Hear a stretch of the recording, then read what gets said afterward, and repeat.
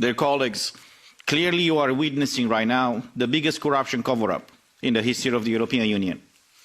It is obvious that some political groups of this Parliament want to defend and cover the abuses of the European Commission, but we should not ignore that us as MEP are accountable to the people, not to Ursula von der Leyen.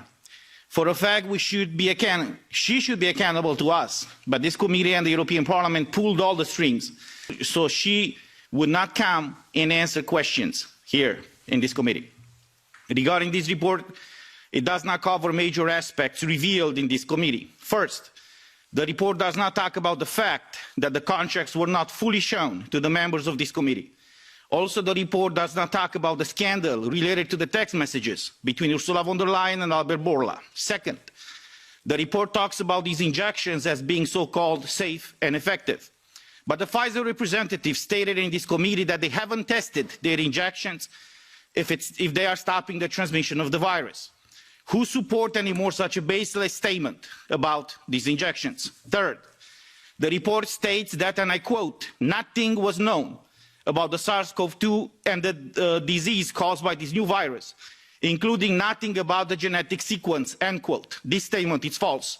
In the documents submitted to EMA by Moderna, for example, to receive authorizations, they submitted studies of their vaccines conducted prior to 2019. Actually, they submitted documents showing that they tested their vaccines since 2016. Also, Pfizer and BioNTech started the tests of their vaccines 3 days after the genetic sequence was made public. How is that possible? The first genetic sequence was made public on January 11th, 2020, and they started the tests on January 14th.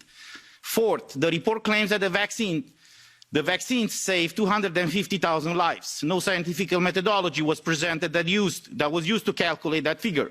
At the same time, we see now that the countries with the highest vaccination rate have the highest mortality rate. The report is not covering this issue. Fifth, nothing was said about the abuse, by the abusive way in which the digital green certificate was used all across Europe. Sixth, the report is ignoring the fundamental rights of any human being to not be forced to be injected with a medical product. Such a medical decision must have been the sole result of a free and informed consent of that patient, not the political decision of a parliament or of some bureaucrats. In conclusion, this report proves that the clear disconnect between the EU institutions, including the European Parliament and the European citizens.